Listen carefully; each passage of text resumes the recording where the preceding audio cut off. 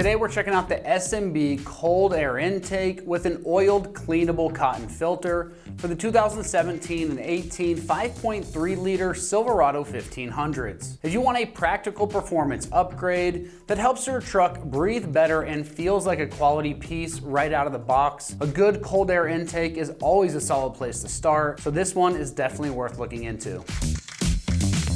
This intake is built to increase airflow for improved performance, and that's the whole reason people move away from the stock intake in the first place. S&B specifically calls out a substantial airflow increase over stock, and in real-world terms, that usually means the truck is gonna feel a little more responsive when you get into that throttle, especially when you're accelerating or you're passing on the highway. It also uses an oiled 8-layer reusable cotton filter, which is a huge plus if you drive a lot because you're not tossing disposable filters over and over and having to buy replacements. You can just clean it and keep using the same one. Another big feature is going to be the no tune being required after the install. So you can bolt this on and enjoy the upgrade without immediately needing to reprogram the truck. That makes it a great choice for someone who wants a straightforward improvement without turning it into a full tuning project. This kit is going to give your truck a lot of confidence and responsiveness, and it's not just some cheap intake kit that's built to look good in pictures. But it does come with a clear sight window, so you can check on the filter, and when you do pop the hood,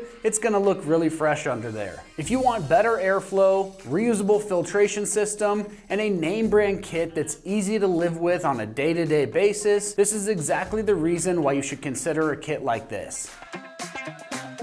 When it comes to the construction on this, you are getting a high quality intake system with a smooth plastic intake tube for the smoothest airflow possible, and an oiled reusable cotton filter built with that 8-layer design that we talked about. And the kit is built as a complete setup with the airbox and all the hardware included. So it installs cleanly and is designed to hold up to regular truck use, everyday abuse, and that engine bay heat. And if you stick with me, we're gonna show you that install just here in a minute.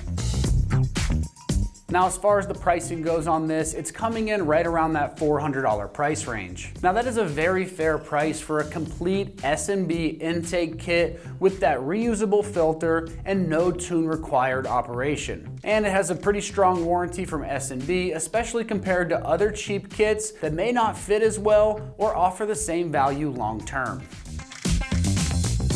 When it comes to the install on this one, it's gonna get rated a 2 out of 3 wrenches on the difficulty meter. You can have this job done in 1 hour of your time. Now let's see exactly how this install process works with a quick video from one of our AmericanTrucks customers. These are all the tools you'll need for the install. Phillips head screwdriver, flathead screwdriver, 8mm socket, 10mm socket, ratchet size of whatever you choose. I use the 1/4 inch, 8mm wrench, and this is actually supplied with the kit.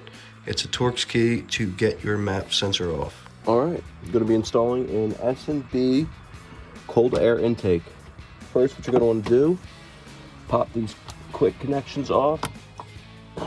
The old intake here, loosen the little clamps. There's one on the throttle body. There's one down here as well.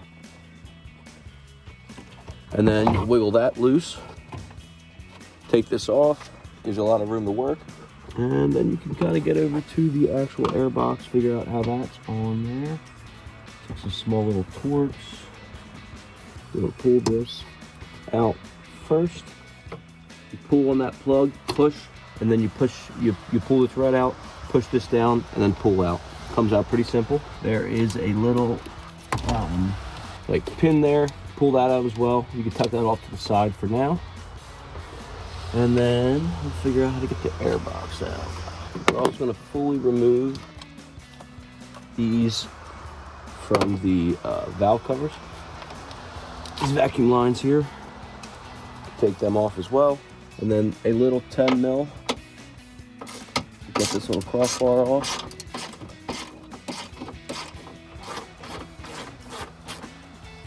Make sure you put that bolt somewhere you wouldn't lose it. You're gonna need to put that back on later. Take a flathead, pop this little clip out. They're kind of a pain. If you're able to get under there without popping that out, I recommend it, but usually you need some type of flathead screwdriver or something to pop these out. There you go. Try not to lose those either. I usually kind of put them back together slightly and then just put them in my pocket so that I can keep track of them. Depending on what you're using, you should be able to get under there and get that back out without taking the whole thing out. Just pop a couple of those off and you should be good to go. I'll actually try and get this one off too.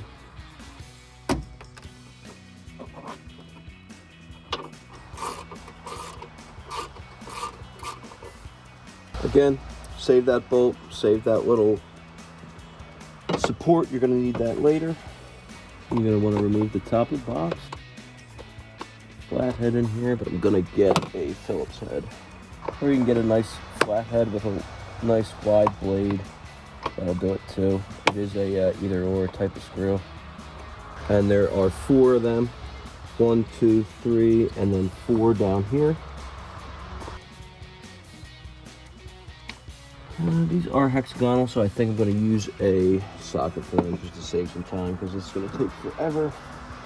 And these 4 little screws are 8 millimeter socket bolts. So recommend a ratchet over a screwdriver, way more efficient.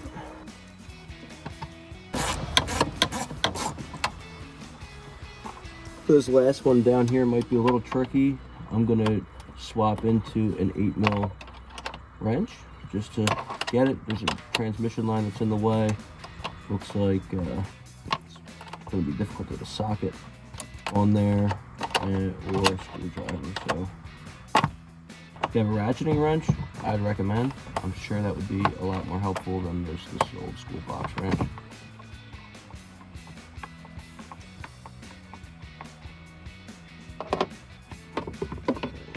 That comes off just like that. Make sure you keep this. You're gonna need that sensor. Looks like those are Torx. I'm gonna go get a Torx bit wrench and take that off. Now, if you work on GM vehicles, I highly recommend getting a set of Torx keys here. This one is very small. It doesn't have a size on it, but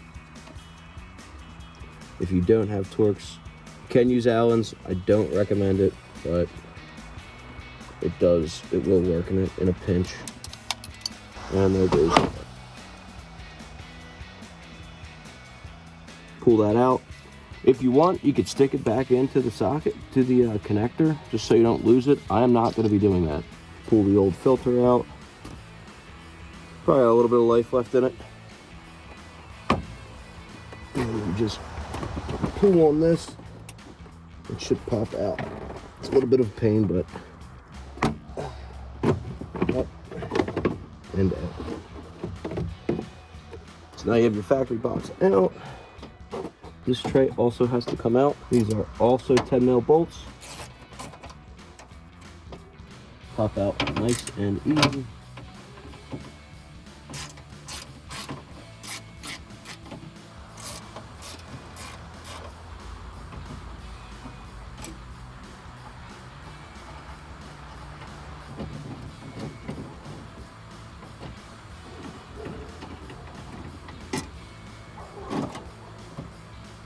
So now all the factory stuff is out. We're going to start moving over to putting the new stuff in. We're going to start assembling the airbox.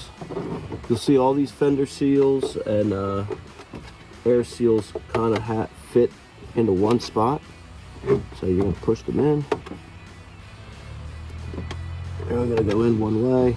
I think it's shaped according.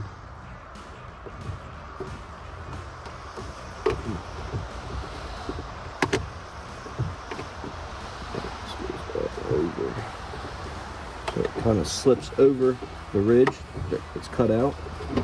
In the bottom there, as you can see, it's going to slip over this ridge.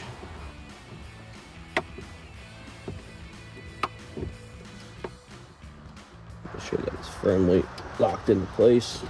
You don't want it not sealing properly.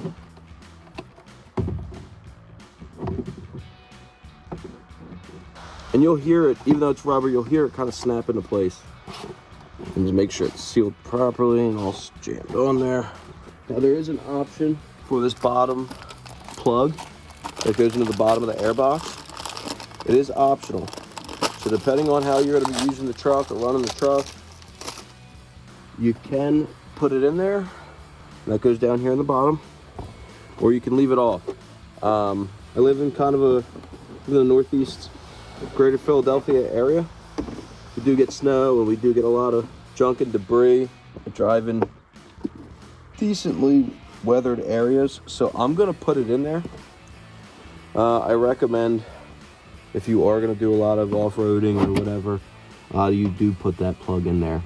It does allow for more airflow, but it does also allow for more elements to hit that filter. You don't want to suck up water. Up next, you have this little bracket. You're gonna put the O-ring in there just like so. Jam it in, make sure it's tight. That'll fit into place nice. Now you're gonna drop the air box in.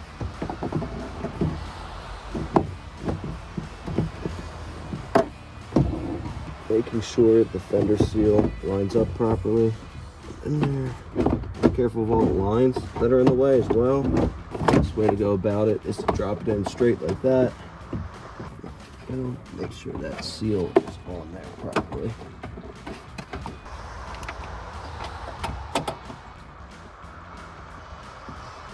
Okay, and then you're going to take that support bracket that we put the grommet in. That is going to go down in here. That is your filter support bracket. There's also a bag with these M6 bolts and washers you're going to use to bolt the housing down and those brackets. It also does come with a little Torx key here for your mass airflow sensor. So if you don't have one, now you do, and you can use it ahead of time if needed. These M6s are also 10 mils.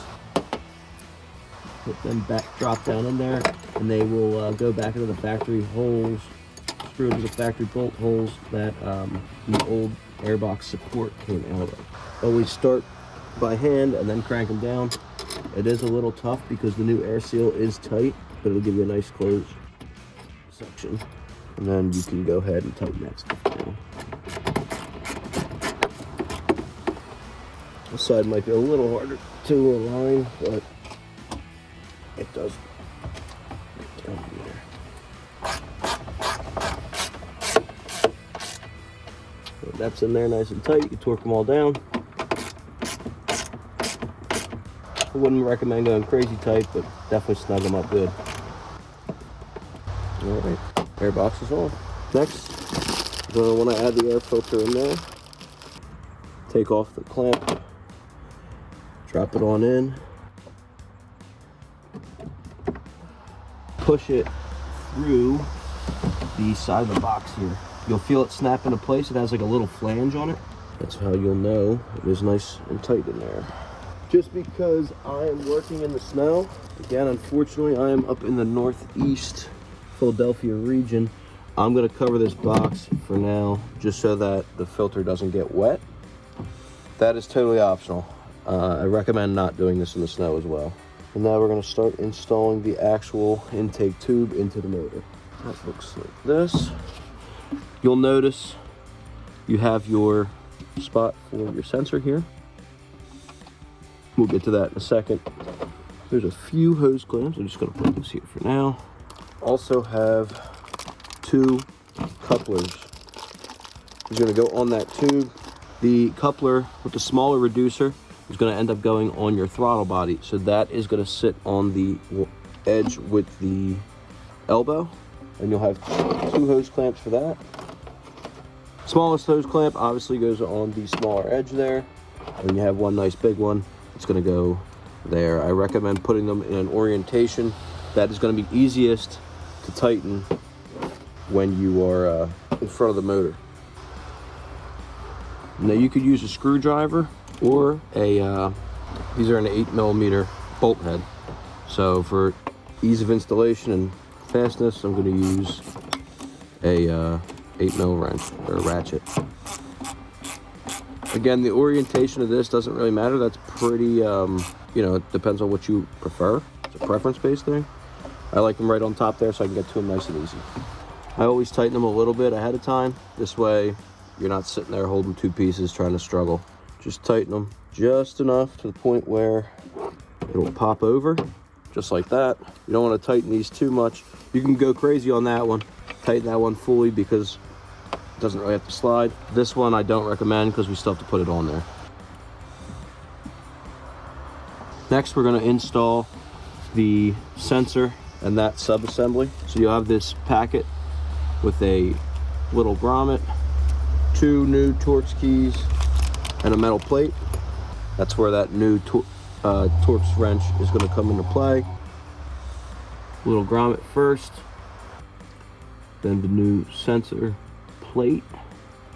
Now it comes with 2 sets of screws here. The 2 larger ones go into the actual intake tubes themselves, and they are regular Phillips head screwdrivers.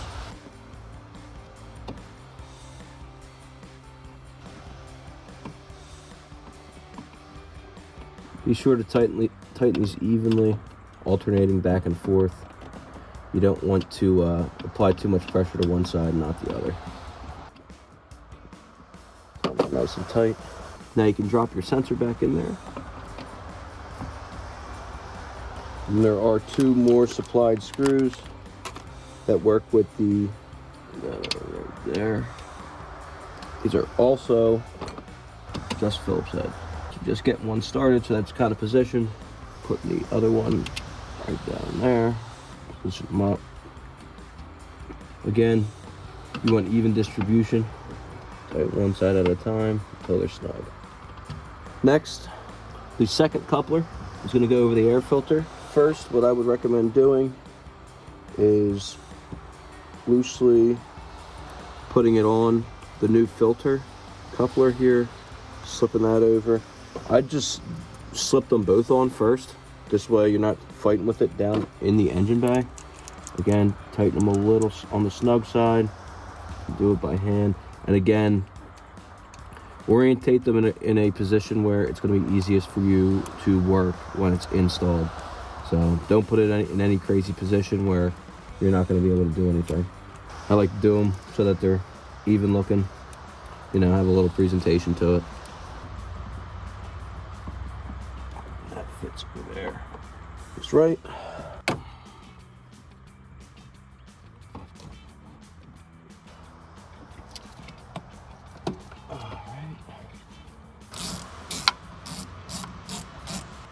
Tighten up the clamps on the throttle body, down on the actual air intake tube. Make sure they're super snug, you don't want any leaks. Make sure they are also aligned with the ribs. You'll see that these couplers have ribs on them, and they pop into place. Just give it a nice yank, make sure it's on there. Next, there are a couple hoses. These are going to go into your intake, or from your intake to the valve covers, your PCV. So to install those, there's 4 little hose clamps included in the kit, and you're just going to connect them. Again, I recommend snugging them a little bit on the hoses first, just like so they're not sliding around on you. You don't want to drop one and lose one and all that good stuff. So make sure they're just slightly snug. These are also hexed. I don't know what size they are, but you could also use a socket for these. I'm just going to be using a screwdriver. They're easy enough to get to, and you don't need to complicate things too much. Make sure it's nice and snug to the point where it's not sliding around, not going to fall off. So create a vacuum leak if it's not. So make sure you do this properly. You want it nice and snug. You can also reconnect the sensor now. This is good to go. Put that in, just like that. Again, tighten this up a little bit. So it fits snugly over that. Push it all the way in. Make sure that you kind of twist it up so that it's not pinching itself. You don't want the line to get constricted. If you have to cut it a little bit, I recommend doing that. But they should be, they're both the same length, so they should be pretty good. Yeah. Twist it nicely. Just don't let it pinch. And they'll heat up and fix themselves too. Okay, one line down. And then just repeat that for the next hose as well. That one's gonna go down on this side. Nice and snug. Don't want them leaking. Get this up a little bit more. It's not super loose sliding around. We're almost done, folks.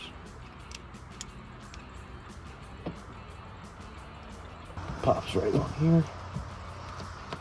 Again, push it all the way on.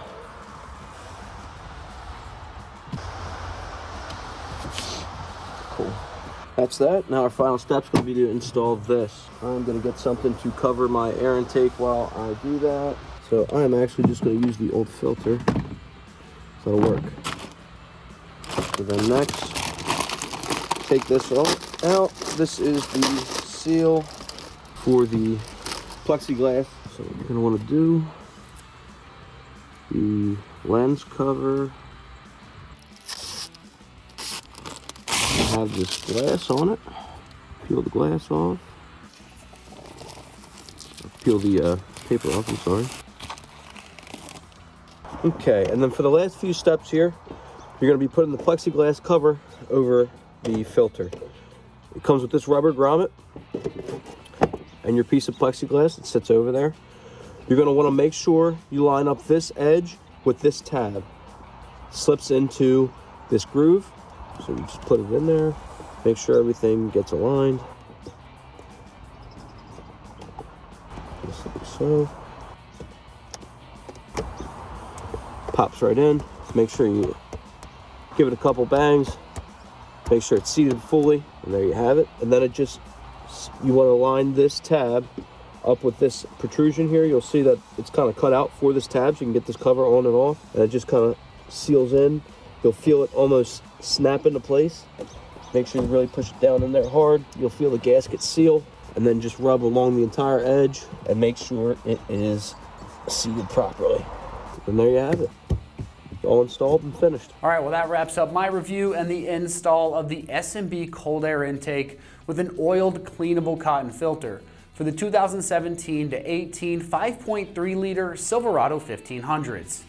And for all things Silverado, keep it right here at American Trucks.